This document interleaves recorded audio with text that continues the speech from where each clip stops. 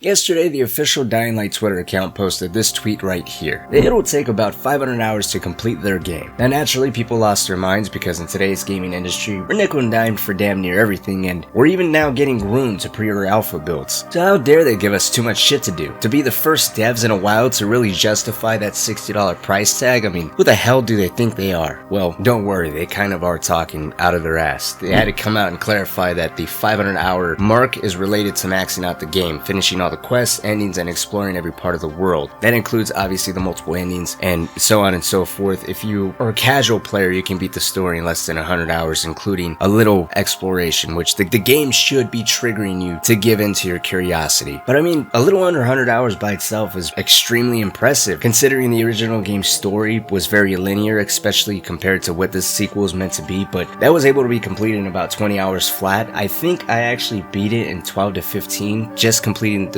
main story and maybe doing a little extra side quests here and there. But Dyinglight 2 has 5 possible endings, not to mention again the world changing based off every person's individual choices, the city alignment with certain factions, plus side quests with certain areas of the map being revealed at certain points, which can in turn trigger more quests and exploration opportunities. And obviously, mind you, this 500-hour figure doesn't take into account the 2 main story DLCs we're getting from the season pass or future content updates that haven't even been shared with us yet. Techland has stated they have plans to support this game for years to come, just like the original game, which they still support to this day. I can easily see Dyinglight 2 transforming into one of those games that just eats all of your time and there's really nothing else to look forward to playing. But let's get back to this 500-hour figure. This pertains to multiple playthroughs, maxing out all your skill trees, fully exploring the world, all its lore, basically knowing every crevice of this game and its sections inside and out. That's for those die-hard fans that just absolutely love this game. And let me just say, for someone like me, 500 hours is still kind of nothing. I've easily sunk in triple that figure on just the original game, not counting the time I spent in the following. I mean, the original Dying Light is such a unique game. The way they intertwine parkour plus combat so intimately just gives you so many opportunities in terms of killing, escaping, or, you know, really just fucking around at some points. Drop kicking zombies off rooftops really never gets old, and then chaining kills from combat to parkour was and still is massively entertaining in of itself. There was really no need to delve into modded weapons, which if you did, a lot of players obviously did, because who doesn't want to see the many different ways to decapitate zombies or mutilate them with cutting off their hands, arms, feet, or legs, or even slicing them in half vertically or horizontally. But getting involved with weapons like that just adds an entirely different level to playing the game. And with Dyinglight 2 offering so many more possibilities, I mean, for someone like me, a diehard fan, I would still say the 500-hour figure is child's play. But it still brings up the question that I wanted to share with everyone today to kind of get everyone's opinion on this. In today's gaming climate, going back to the start of the video, it's not too often you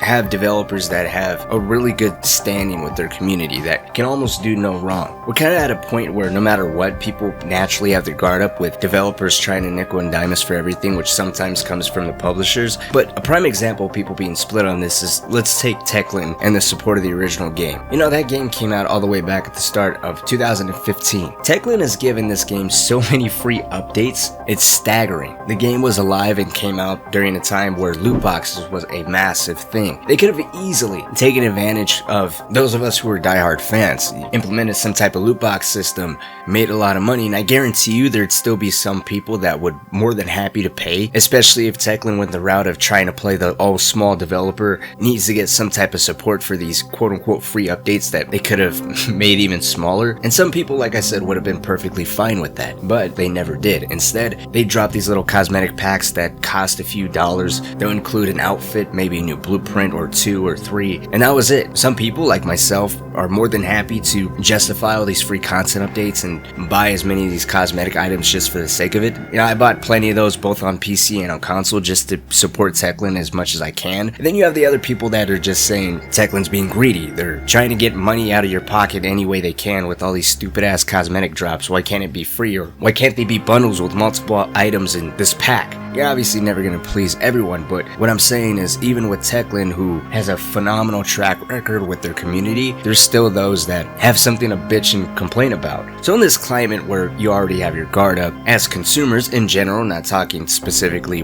in relation to us and Techland and their products, but in general in this industry, we're already cynical and looking for what could go wrong or what's hiding around the corner. And that brings up, do you think Techland is offering a little too much? I mean, we still haven't gotten last gen gameplay, which I know at some point during this month we are going to be getting it. Probably during the next Dying to Know, or maybe even a little bit after that. But the fact we haven't still can't go ignored. I would also say that when it comes to the review copies for last generation, they should really come out sooner rather than later, or even on launch day, because Dying Light 2 seems to be like the true next generation game that we're actually getting. It seems like nothing we got up to this point is really on the same level. So a true honest review for those that are on older hardware would be beneficial for everyone. I got a little sidetracked there. Techland has completely blown expectations out of the water in terms of what they're trying to achieve with the narrative. It could very well be a dud. Of course, that's always a possibility, but the impact on the world and how that changes, introducing new enemies with new parkour and combat moves. I actually keep forgetting that they've even said they completely reworked the game's weapon modding system.